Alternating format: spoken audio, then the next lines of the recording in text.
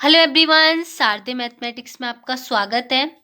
आज की इस वीडियो में हम physics first BSc third year का जो पेपर फर्स्ट है उसके यूनिट फर्स्ट के इम्पोर्टेंट क्वेश्चन चल रहे थे, तो उसी का क्वेश्चन 5 देख रहे हैं। 4 क्वेश्चन मैंने पहले ही करा दिए हैं। अगर आपने नहीं देखे हैं तो चैनल पर जाके मेरी प्लेलिस्ट बनी हुई है, वहाँ से जाके आप देख सकते हैं।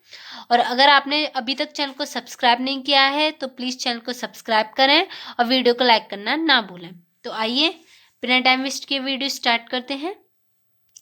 तो हमारा क्वेश्चन है, द्रव्यमान ऊर्जा तुल्यता से आप क्या समझते हैं? आपेक्षिकता के सिद्धांत के आधार पर आइंस्टीन के द्रव्यमान ऊर्जा समीकरण E=mc² का निगमन कीजिए। तो हमें E=mc² का निगमन करना है और बताना है द्रव्यमान ऊर्जा तुल्यता का क्या नियम होता है। तो सबसे पहले देखते हैं द्रव्यमान ऊर्जा समतुल्यता। तो द्रव्यमान ऊर्जा समतुल्यता के सिद्धांत के अनुसार उचित दशाओं के अंतर्गत द्रव्यमान को ऊर्जा में तथा ऊर्जा को द्रव्यमान में बदला जा सकता है। हमारा द्रव्यमान ऊर्जा समतुल्यता का नियम क्या कहता है कि हम उचित दशाओं में द्रव्यमान को ऊर्जा में तथा ऊर्जा को द्रव्यमान में बदल सकते हैं।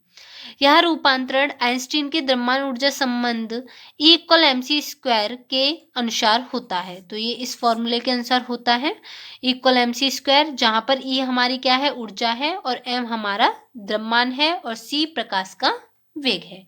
ये हमारा क्या हो गया, द्रव्यमान ऊर्जा समतुल्यता। अब द्रव्यमान ऊर्जा संबंध देखना है, ये E=mc² कैसे निकल कर आया, इसका डेरिवेशन करते हैं, ड्राइव करके लाते हैं कैसे आया। तो द्रव्यमान ऊर्जा संबंध का निगमन कैसे होगा ये?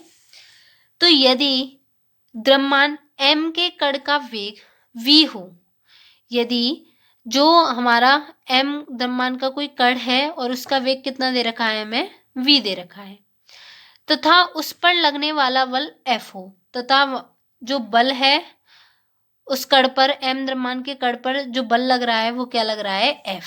तो क्या होगा, F हमारा क्या हो जाएगा, d/dt mv। ये फॉर्मूला आपने पढ़ाई है। तो यहाँ पर m और v दोनों ही क्या है, परिवर्तित हैं, यानी कि हमें जब अवकलन करेंगे तो दोनों को ये फर्स्ट और सेकंड फंक्शन से करना पड़ेगा। तो ये क्या हो जाएगा, F=m, ये dv/dt प्लस v, और इस बार ये क्या हो जाएगा, dm/dt।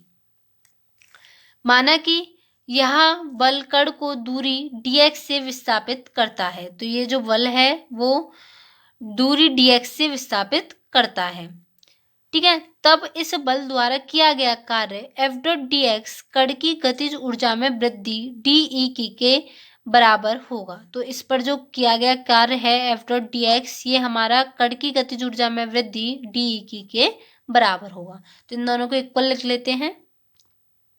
तो dE के हमारा F.dx के बराबर हुआ, किया गया कार्य इसकी गतिज ऊर्जा के बराबर होगा। तो इसकी वैल्यू हमें दे ही रखी है, हमने निकाली है। तो m dv/dt और f की वैल्यू दे रखी है और dx का हमने यहाँ पर मल्टीप्लाई कर दिया है। f की वैल्यू हमारी कितनी थी, m dv/dt plus v dm/dt और बाहर dx। अब जब अंदर ले जाएंगे तो ये हो जाएगा हमारा m dv/dt.dx plus v dm/dt.dx, ठीक है।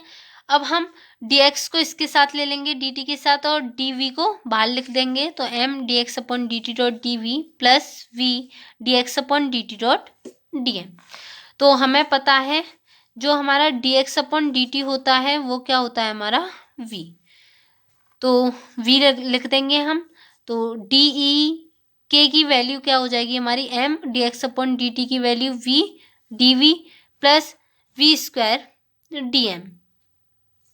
हम जानते हैं कि हमारे पास एक फॉर्मूला होता है, पहले तो ये हमने ये वैल्यू रख दी, हमारा क्या बन जाएगा, mv dv plus v² dm। इसको फर्स्ट इक्वेशन हमें पता है एक फॉर्मूला m=m0/√1 - v² c², ठीक है। तो स्क्वायर कर देंगे हम इसका। तो M square equal m0 square upon 1 minus V square upon C square हो जाएगा। ये एलसीएम ले लेंगे, सी स्क्वायर ऊपर चला जाएगा, तो ये हो जाएगा हमारा M square equal m0 square C square upon C square minus V square. इसका क्रॉस मल्टीप्लिकेशन कर देंगे तो यहाँ पर हो जाएगा हमारा M square C square minus M square V square equal m0 का स्क्वायर सी स्क्वायर।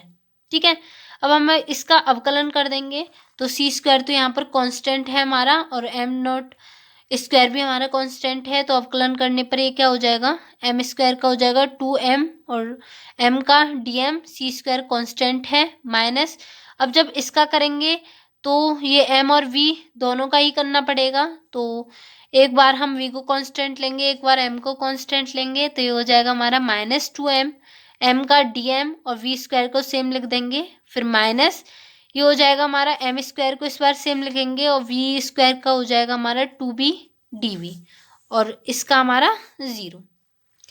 अब हमने यहाँ पर क्या किया है, 2m कॉमन ले लिया है और 0 की तरफ भेज दिया है, तो क्या बचेगा हमारा सिर्फ C square dm minus V square dm minus यहाँ पर बचेगा vm dv इक्वल 0। अब हम इसको इस तरफ ले जाते हैं तो ये हमारे प्लस में हो जाएगा, ये हो जाएगा हमारा V square D M plus V M D V equal C square D M. ये हमारी कौन सी इक्वेशन हो गई, इक्वेशन नंबर 2। अब हम क्या देखते हैं, जो हमारा समीकरण 1 है और समीकरण 2 है उन दोनों को हम ले लेते हैं। तो ये जो हमारी वैल्यू है V M D V plus V square D M, इसकी वैल्यू हमें क्या दे रखी है समीकरण 1 में, डी ई की, इसकी वैल्यू हमें डी ई की दे रखी है, तो पुट कर देंगे तो डी ई की इक्वल ई के equal C square D M. अब क्या करेंगे, अब समाकलन करेंगे इसका, तो ये हो जाएगा ई के इक्वल सी स्क्वायर और ये होगा m0 से m तक इंटीग्रेशन, इसकी लिमिट लगाएंगे तो ये dm।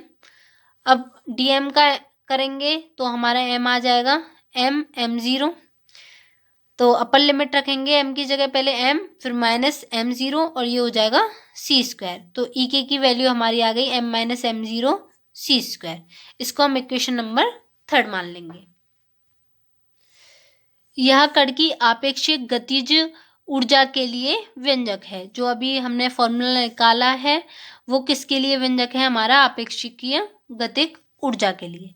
इसी प्रकार किसी गतिमान कण की आपेक्षिकीय गतिज ऊर्जा उसके द्रव्यमान में वृद्धि तथा सी स्क्वायर के गुणनफल के बराबर होती है।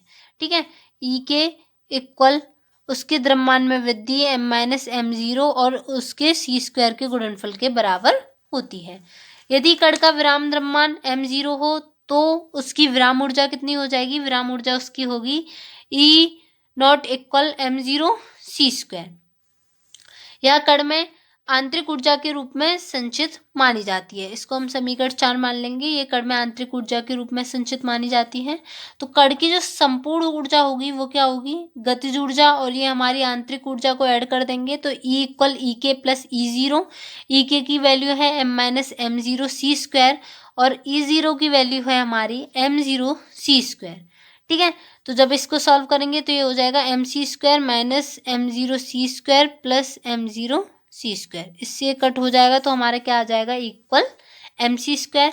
यही हमें प्रूव करके लाना था, यही हमारा द्रव्यमान ऊर्जा समतुल्यता का नियम है, द्रव्यमान और ऊर्जा में संबंध बताता है यही समीकरण हमारा। तो यह कण की आपेक्षिकीय ऊर्जा के लिए व्यंजक है, जिसमें m क्या है, हमारा आपेक्षिकीय द्रव्यमान है। यहाँ पर जो m दे रखा है वो क्या दे रखा है हमें, आपेक्षिकीय द्रव्यमान। इसी प्रकार किसी कण की आपेक्षिकीय ऊर्जा उसकी आपेक्षिकीय द्रव्यमान तथा सी स्क्वायर के गुणनफल के बराबर होती है। तो आपेक्षिकीय ऊर्जा जो है वो उसके आपेक्षिकीय द्रव्यमान तथा सी स्क्वायर के गुणनफल के बराबर होती है। ठीक है, तो आई होप आप सभी को ये लेक्चर अच्छा लगा हो, अच्छे से समझ में आया हो, और अगर आपके लिए वीडियो थोड़ी भी हेल्पफुल है तो प्लीज़ चैनल को सब्सक्राइब करें और वीडियो को लाइक करना ना भूलें। Thanks for watching.